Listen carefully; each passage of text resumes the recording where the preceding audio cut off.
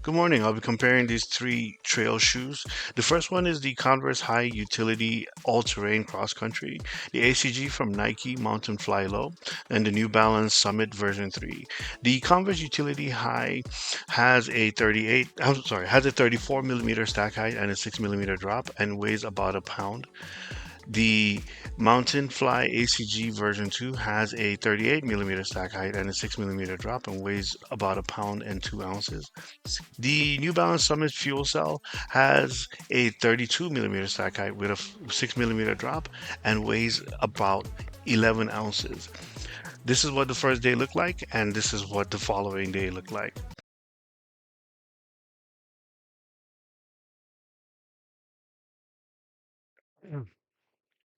The Converse Utility High all-terrain cross-country sneaker has diamond-lugged outsole patterns. It works very well, especially in the cityscapes, like on sidewalks and places like that. It also works pretty well when I was outdoors in nature. I worked over some loose gravel and I had no problems. I just would not it's smooth, so it does not have any vent spews or anything like that that can help you, especially in the initial phase. It also does not have a plastic coating when you receive it. Pretty much, it is good to go. So I found it to be a very serviceable shoe. Now, very important. I walk in Southern California, so that's just my experience with it. And next up is the Nike ACG Mountain Fly 2 Low. It worked very well, especially when I was in nature. The outsole of the ACG is inspired by the tires of a mountain bike and how rugged and deep the grooves are. One can see by how rugged they are, you get a lot of bite whenever you take a step. So overall, the outsole is supposed to be versatile enough and durable enough for you to enjoy the outdoors as well as cater to urban environments. I found I did not enjoy it on sidewalks, but I did enjoy it whenever I was walking on a trail.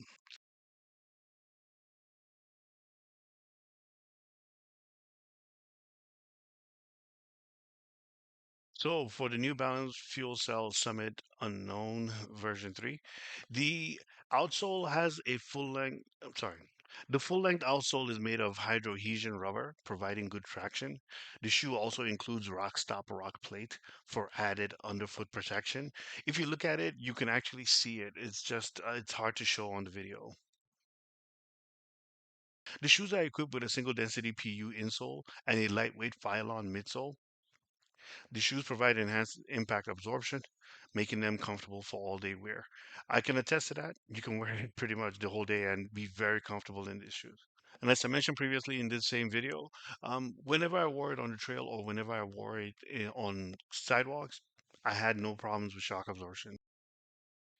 In the case of the ACG Mountain Fly 2, it includes a midsole with a lightweight plate that extends from heel to the balls of your feet, providing support and comfort for extended use. I found the plate to be a little harder to break in than all the other shoes. As you know, the plate does not really break in, doesn't have, it just changes its shape to however much you use it. I found it difficult to walk in on sidewalks, but on the trail, it was no problem at all. So the midsole and cushioning for the Summit, the midsole is made of fuel cell as the one that's pretty much a firmer version of what's in the Rebel shoe line. Um, well acclaimed, well reviewed foam, and I can attest to it. If you wanted to go for a run or if it was just a simple casual walk, this would work for you. The outsole for me and the plate are really the restriction whenever you're in the cityscapes. Overall, it's the most versatile of the three shoes I'm looking at today.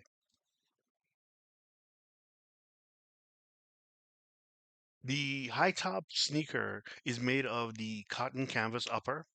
It is a stretchier fabric. Um, it is the new cross-country stretch canvas that adapts to the wearer's foot and allows for easy on and off wearability. It is stretchier and softer than the traditional canvas that's used in the Chuck Taylors. And the TPU Bozy toe for added durability. It pretty much protects your toes from um, strikes and impact with gravel and stuff like that. The heel counter feels like a lighter kind of cardboard, but it has overlays on the canvas on the external side. It was of all the three uppers, this was the most comfortable for me. The upper portion is made of breathable mesh, ensuring comfort even under harsh conditions, and it dries quickly when it's wet.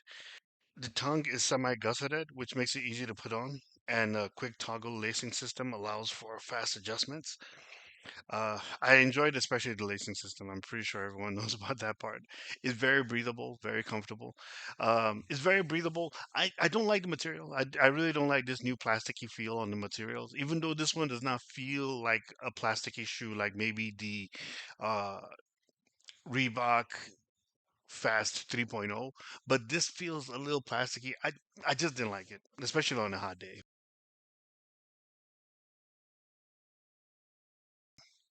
The shoe has a booty-styled upper construction with a gusseted tongue, designed to provide a snug fit. However, it might be tight for runners with wide feet. The version 3 has a roomier toe box compared to the previous versions, which results in a straight big toe and overall comfort. I do like the toe protect. That's one of the things. In fact, it's written on the shoe, toe protect. Unfortunately, I lost a lot of the footage that I had with the New Balance Summit, but like I said, it's very zippy. This actually is similar to the ACG, only it's a little less breathable. So it dries up quickly, just like the ACG, but it's just a little less breathable, like I said. But overall, a very good shoe. So my final verdict, I would put the New Balance. Excuse me. So my final verdict, New Balance Summit, which is at Marshalls currently for about $40, is the one I would pick for hiking in terrain like I keep pointing out, Los Angeles, California area that's not so uh, rugged. I would definitely take this. I just like that it's less than a pound in weight. I like that the outer material is water resistant, even though the even though the even though water could probably get through the tongue here, but I like the upper material. It's water resistant in the front.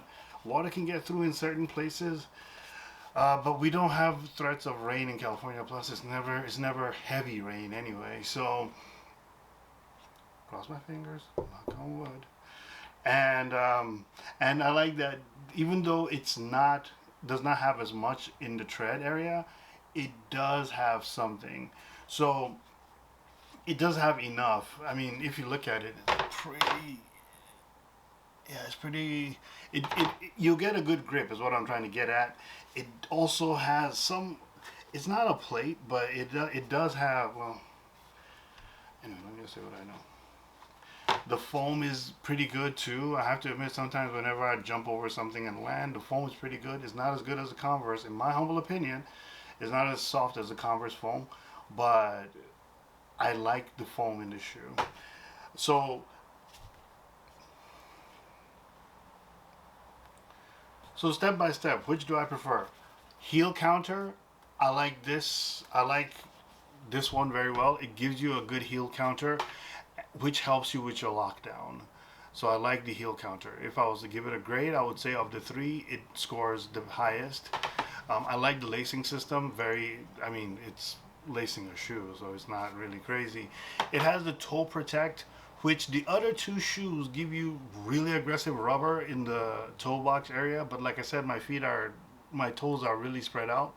So I like that this has a little bit of give. If there's a lot of people in America whose feet are, come together like this, they probably would prefer the other two. But I like the freedom that this one gave my toe area. What's happening with the lighting here? It's crazy.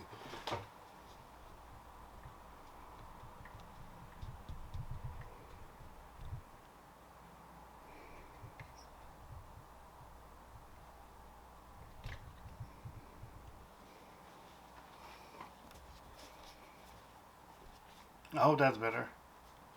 Um, and the rubber, I did not step on any. I didn't go in thorny areas or anything like that. Believe it or not, sometimes I go on a run and I end up with like thorns, blades, nails.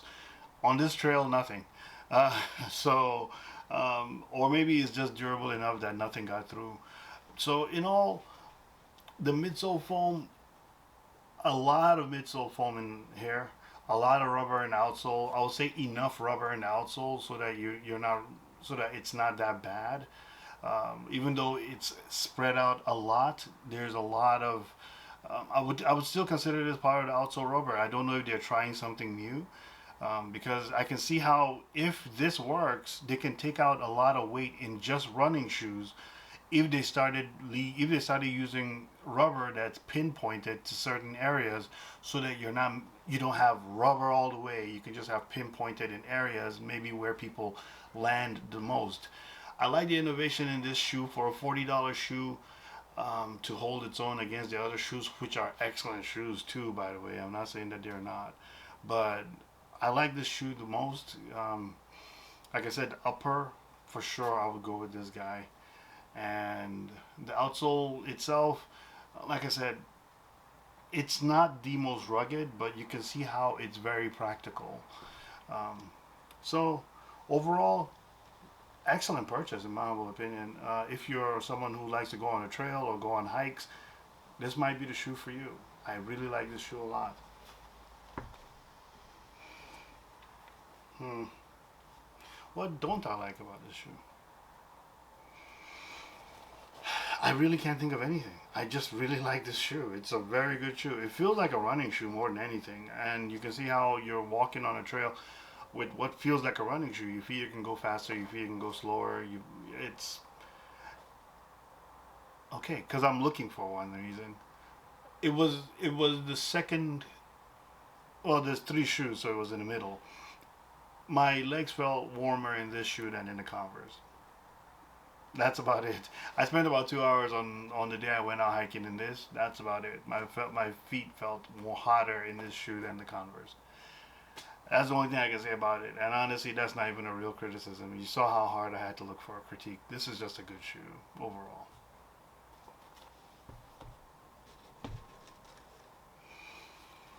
So of the three shoes, I already said I like the Summit best. This is my second favorite of the three.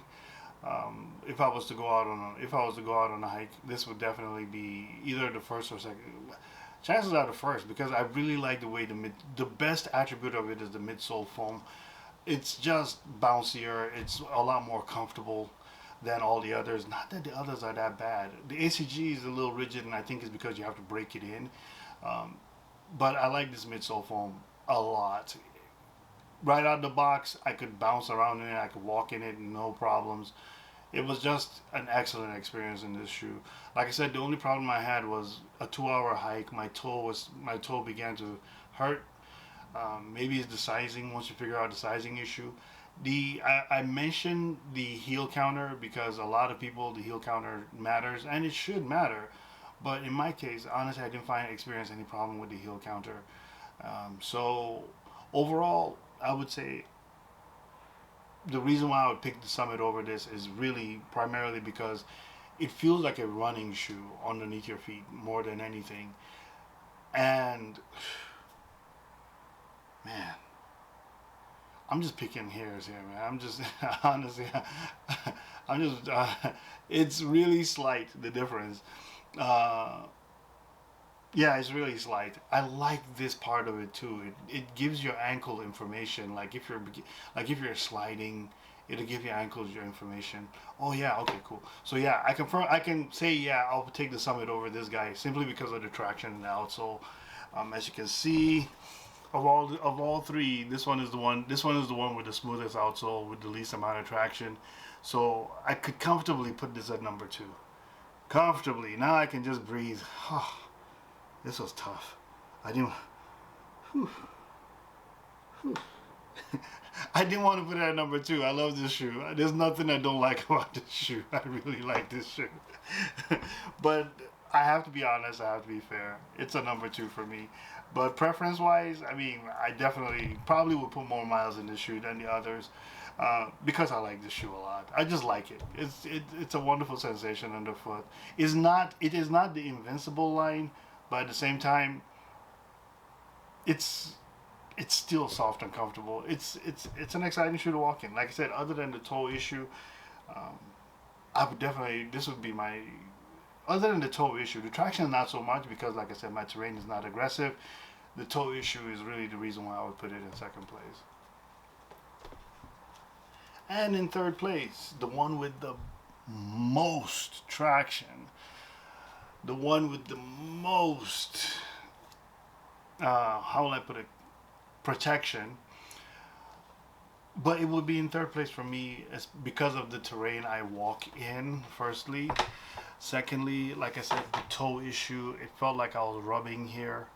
The heel counter is probably either, I would say the heel counter is better than the New Balance heel counter, but even if really it's minuscule, the difference, some of the differences that I'm talking about, the New Balance heel counter really is not bad at all. It's excellent, and so this is just excellent. Excellent A99, right? A.1.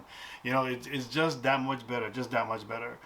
But like I said, my thing is mostly in the toe box. Like I said, my toes are spread out, so I was having some pain. Well, not pain, but you know, discomfort is the word. Not pain, discomfort in my toe box area.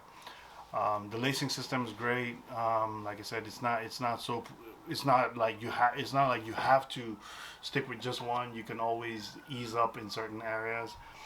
Uh, but like I said, for the Los Angeles area, this is just way too much shoe for me. Even though you can walk in it anywhere, it's just way too much shoe for me. If I lived in a place like Florida, where you know one day you're on pavement, the next day it could be in a marshy area or in a park that maybe is wet, this would work for that purpose and that area. But if I lived in a place like Florida where it actually rains, then maybe I would take this. But in California where it does not rain that much, cross my fingers, knock on wood. Um, I can stick with the Converse or the Summit and be okay. And okay, now that's my ranking for these three outstanding shoes. Um, like, share, subscribe, and yeah, have fun and go outside. Okay, go outside a lot. Go as much as you can. Take care.